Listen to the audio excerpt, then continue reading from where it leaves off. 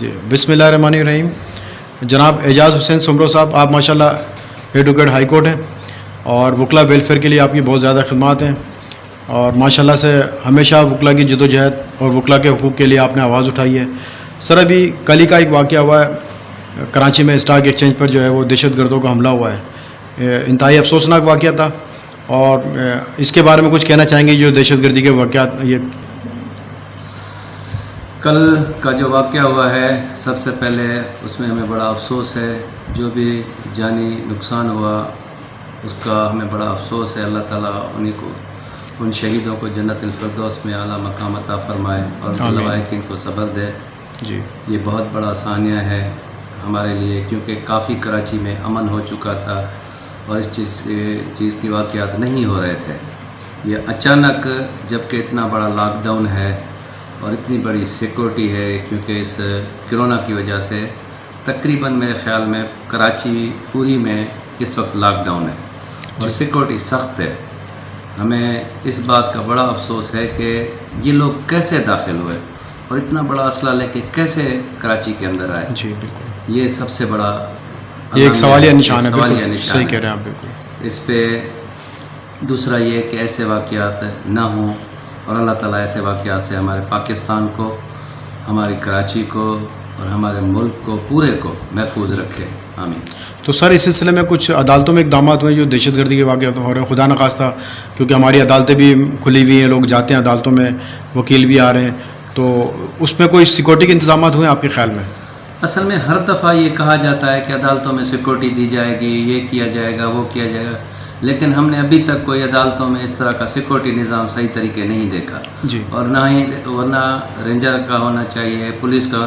ہم رینجر کو اتنا بڑا جو ہے تقریباً پاکستان میں اس وقت 90% میں نے یہ دیکھا ہے کہ رینجر کے پاس کنٹرول بھی ہے. جی اور پولیس بھی ہے, تو کم از کم عدالتوں کو تحفظ دیا جائے. کرمنل کیسز وغیرہ بھی ہوتے ہیں, اس وقت تو چل بھی کرمنل کیسز زیادہ تر رہے ہیں.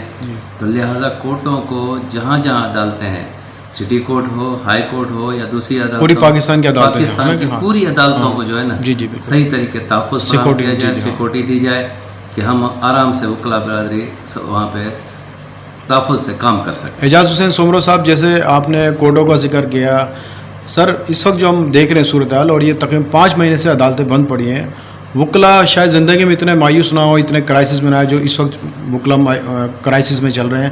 کام بالکل نہیں ہے وکلا کے پاس. تو آپ سمجھتے ہیں کہ کیونکہ اب تو ویکیشن بھی شروع ہو گئی ہے, ویکیشن چل رہی ہے, تو کیا عدالتیں کھلیں گی؟ ابھی ڈسٹرکٹ کورٹ کھل جائے گی, یہ ویکیشن اب ختم ہو رہی ہے. اس کا پہلے بھی آپ نے ایک دفعہ مجھ سے انٹرویو لیا تھا جس کا میں نے تقریباً تفصیلی آپ کے ساتھ ذکر کیا تھا, لیکن میں اعلیٰ حکام سے اور جناب chief justice of Sindh Ahmed Ali Sheikh صاحب سے, Pakistan supreme court chief justice جناب گلزار احمد صاحب سے یہ خاص کر گزارش کریں گے حکومتوں سے جی کہ وکیلوں کے لیے خدا را کچھ نہ کچھ کیا ہے, کیونکہ اس وقت وکیل برادری ہینڈ ٹو ماؤتھ تھا. بالکل جی صحیح کہہ رہے ہیں. ہم مانتے ہیں کہ وکلا برادری ایک لارڈ پیشہ ہے, لیکن اس میں اس وقت جو ہے 20% 15% لوگ ایسے ہوں گے جو لارڈ فیملی سے تعلق رکھتے ہوں گے, ان کا جدی پشتی یہی کام ہوگا. لیکن اس وقت جو نوجوان ہے, میں پھر اس نوجوان کی بات کر رہا ہوں جو کمپنیوں میں خاص کر کام کرتے تھے, جو سیلری پرسن تھے, جو جونیئرز تھے, ان بیچاروں کا بہت ہی برا حال ہے. ان کے لیے کوئی نہ کوئی ایسا اقدام کیا جائے, یا تو عدالتیں کھولی جائیں. جی ہمیں یقین ہے اللہ کرے یہ 1 تاریخ سے عدالتیں, سول سوٹ وغیرہ جو بھی سول پروسیڈنگ وغیرہ ہے وہ سارا عدالتی نظام کھل جائے گا. اگر نہیں کھلتا تو ان بیچاروں کے لیے بڑا ہی جو ہے لاہ عمل جو ہے آپ لوگوں کو جو طے کرنا پڑے گا, اور ان کے لیے کچھ نہ کچھ کرنا پڑے گا. ورنہ نوجوان یہ اگر سڑکوں پہ نکل آیا اور پھر ہمارے لیے جو ہے نا بس سے باہر ہوگی یہ بات کہ ہم کیا کر سکتے ہیں. لیکن آپ نہیں سمجھتے کہ اس سلسلے میں بار کونسلس کو اقدامات اٹھانا چاہیے, آواز اٹھانا چاہیے؟ پاکستان بار کونسل ہے, سپریم کورٹ بار ہے, دیگر بار کونسلز ہیں, تو ان کو آواز اٹھانا چاہیے نا وکلا کے حقوق کے لیے, جو معاملات ہیں وکلا جس طرح پریشانی میں. ویسے تو ہماری بار وغیرہ ہو یا کوئی بھی ہو, ہم کسی چیز پہ ہڑتال تو بڑی جلدی کر دیتے ہیں. جی. کوئی بھی چیز ایسی ہوتی ہے ہڑتال کی کال دے دیتے ہیں. جیسے ابھی ایک سیکشن 6 آف سیکشن 41 جو 1973 کے قانون کے مطابق یہ جو امینڈمنٹ وغیرہ کر رہے ہیں اس قسم کی, اس پہ کسی بار نے ابھی تک کوئی ہڑتال کی کال نہیں دی. نہ ہی ان وکیلوں کے لیے جو بیچارے بے روزگاری میں اس وقت گھوم رہے ہیں, پاکستان بار کونسل ہو, سندھ بار کونسل ہو, دوسری بار کونسل ہو یا کوئی اور بار کونسل, کوئی ایسا اقدام اٹھائیں. یہ 10-10 ہزار دینے سے کچھ نہیں ہوگا. ایسا اقدام اٹھے کہ اس میں ان لوگوں کا روزگار کا روزانہ کا جو ہے طریقہ کار طے ہو. جی بالکل. اگر یہ طے نہیں کر سکتے تو پھر بیچارے ان وکلا کے لیے کون سی ویلفیئر ہو. یہ کوئی نہ کوئی ایسا اقدام کیا جائے جس سے ان لوگوں کا روزگار شروع ہوگا. سر آپ نے جیسے ابھی ذکر کیا ترمیمی بل جو ہے یہ آرڈیننس وہاں جا رہا ہے, قومی اسمبلی میں پیش کیا جا رہا ہے, تو اس سے سننے میں یہ آ رہا ہے کہ جو وکلا اگر کسی معاملے میں احتجاج کریں گے تو یا کوئی کسی قسم کے مقصد ہڑتال وغیرہ کریں گے تو ان پہ ان کے لائسنس تاحیات کینسل کر دی جائیں گے. تو اس پر آپ لوگوں نے کچھ احتجاج کریں گے, کوئی کمنٹس دینا چاہیں گے, کوئی آواز اٹھائیں گے؟ سر اس میں تو ہم خاص کر پاکستان بار کونسل, جتنی بھی بار کونسلز ہیں اور جتنی بھی باریں ہیں ان کو اٹھنا چاہیے, آواز اٹھانی چاہیے. اور اس وقت ہم بہت ہی اس میں کم بالکل آواز وہ سن نہیں رہے. جی بالکل صحیح ہونی چاہیے, خاموشی ہے سب. بالکل ایک سائلنٹ جسے کہتے ہیں ایک کونے والی سائلنٹ چل رہی ہے. جی باتیں تو ہو رہی ہیں لیکن اس وقت اس پہ کوئی ہماری بار جو ہے مجھے بڑے دکھ سے کہنا پڑ رہا ہے کہ کوئی عمل وغیرہ نہیں ہو رہا. اور اس پہ ہونا چاہیے. ظاہر احتجاج کرنا, ہڑتال کرنا وہ تب ہوتی ہے جب کسی کے اوپر تکلیف آتی ہے نا. بالکل. اور جتنی یہ بڑے بڑے پھر جب یہ سیاسی لوگ ہوتے ہیں یہ بھی احتجاج کرتے ہیں پھر تو اب سب پہ بات نہیں لگا. یہ وکلا پہ کیوں ہو رہی ہے؟ جمہوری حق ہے آپ لوگوں کا احتجاج کرنا. یہ ہمارا ایک جمہوری حق ہے. بالکل. اور جمہوریت میں یہ چیزیں کسی کی چیزوں پہ پابندی نہیں ہوتی. ہمارے پاس ایک احتجاج ہی تو ہوتا ہے, وہ بھی اگر بند کر دیا جائے. یہی تو ہمارا ایک جمہوریت ہے کہ ہم ہمیشہ قلم کی لڑائی لڑتے ہیں. کوئی ہم احتجاج میں اسلحے لے کے تو نہیں جاتے, نہ ہی کوئی ہتھیار لے کے جاتے ہیں. اعجاز حسین سومرو صاحب, میں سر ایک آپ سے سوال کرنا چاہوں گا. جو اس وقت سیاسی صورتحال ہے, آپ دیکھیں اچانک جو ہے وہ پیٹرولیم مصنوعات کی قیمتوں میں رات ہی رات میں اضافہ کر دیا گیا ہے اور پہلی تاریخ کا انتظار بھی نہیں کیا گیا ہے. مہنگائی میں پہلے لوگ پسے ہوئے تھے, لاک ڈاؤن کی وجہ سے بے روزگار ہیں, بہت برے لوگ, عوام کے اس وقت حالات بہت برے ہیں, بلکہ پوری سبھی لوگوں کے تقریباً پورے پاکستان کے. لیکن آپ نہیں سمجھتے کہ اس طرح جو ہوا ہے, اور یہ کیا آپ سمجھتے ہیں کہ موجودہ گورنمنٹ ناکام ہو چکی ہے آپ کے خیال میں لوگوں کو امن و امان کے حوالے سے بھی, مہنگائی کم کرنے کے حوالے سے کچھ کیا کمنٹس دینا چاہیں گے آپ؟ سر میں تو یہ کہوں گا کہ جو اس وقت حالات ہیں بڑے پیچیدہ ہیں. ایک تو اللہ کی طرف سے وبا کا جی بالکل جو آنا, دوسرا زمینوں میں ٹڈیاں آنا, جی, اور تیسرا یہ مہنگائی کا جن جو ہماری حکومتوں سے قابو نہیں ہو رہا.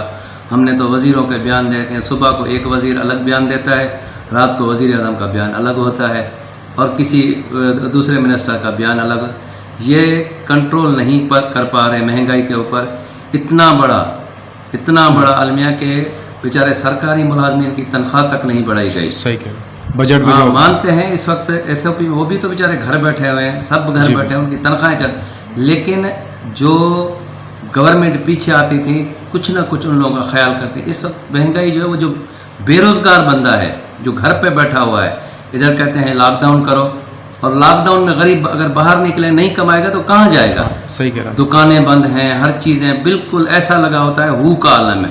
جب موت کا سمے ہے, بندہ اندر بھی تو مر رہا ہے نا, وبا سے تو مر رہا ہے, لیکن اندر بھی تو گھر میں بیٹھ کے مرا. اس کے پاس کوئی ایسی چیز نہیں ہے کہ وہ گھر میں بیٹھ کے کھائے, کہاں سے کمائے؟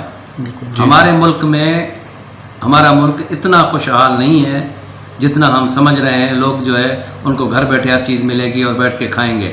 اب 6 مہینے گزرنے والے ہیں میرے خیال, تقریباً 6 مہینے. جی بالکل. اگر 6 مہینے میں اس وقت جزوی, جس کو میں کہوں گا جزوی لاک ڈاؤن چل رہا ہے, کافی بڑی چیزیں بند ہیں, تو اس کے بعد جو جہاں روزگار کرتا تھا, اس وقت میرے خیال میں 70 لاکھ سے زیادہ لوگ بے روزگار ہو چکے ہیں. تو یہ بتائیں وہ بے روزگار لوگ کہاں جائیں؟ ظاہر ان کے بچے ہوں گے, بیوی ہوں گے, ہر چیز ہوتی ہے. تو اگر یہی چیز رہی, اگر یہ عالمیہ رہا, کیونکہ عوام بیچاری کہاں سے کوئی باہر نکلے, وہ خود ہی مہنگائی کی چکی میں اتنی پس چکی ہے کہ وہ اپنے وبال میں پڑی ہوئی ہے. لہٰذا حکومت کو چاہیے کہ ان غریبوں کا خیال کرے اور مہنگائی کو کم کرے. پیٹرول زندگی میں کبھی ہم نے اتنا نہیں دیکھا کہ 25 روپے ایک دم بڑھ جائے. جی صحیح کہہ رہے ہیں. اور اس وقت دنیا میں پیٹرول سستا ہے لیکن ہمارے ملک میں ہر چیز مہنگی ہے. وہاں دنیا میں ماسک لوگ لینے جاتے تھے یا میڈیکل چیزوں کو لینے جاتے تھے, وہاں سستی کی جا رہی ہے کہ عوام کو سہولت ملے. ہمارے یہاں جس چیز میں اضافہ ہوتا ہے چیز کا اسی کو ہی مہنگا کیا جاتا ہے, اسٹور کیا جاتا ہے. اسٹور حکومت کی کوئی ریٹ نہیں ہے اس وقت. اچھا سر, میں بجٹ پہ بھی کچھ آپ کہنا چاہیں گے؟ جو وفاقی بجٹ بھی پیش کر دیا گیا ہے, صوبائی حکومتوں نے بھی بجٹ پیش کر دیا ہے, اس میں کچھ لوگوں کو ریلیف ملا؟ آپ سمجھتے ہیں اس پہ کچھ کس طرح دیکھتے ہیں بجٹ کو 2020 اور 21 کے بجٹ کو؟ ہمیں تو کوئی ریلیف نظر نہیں ہے, ہمیں تو صرف IMF کا بجٹ نظر آ رہا ہے. ہاں, ہم سندھ گورنمنٹ کو خاص کر یہ اعزاز دیں گے کہ انہوں نے گورنمنٹ ملازموں کو تنخواہیں بڑھائی ہیں, یہ انہوں نے اچھا کیا ہے. اور دوسرا یہ کہ باقی ہمیں کوئی ایسی چیز نظر نہیں آئی جو بجٹ وہی ویسے کا ہی ویسا, کیونکہ ہم قرض دار ہیں جی, اور جو وہاں سے حکم ہوگا ہم وہی ہماری حکومتیں کر سکتے ہیں جو نظر آ رہا ہے. باقی اللہ ہی بہتر جانتا ہے. Thank you sir, thank you.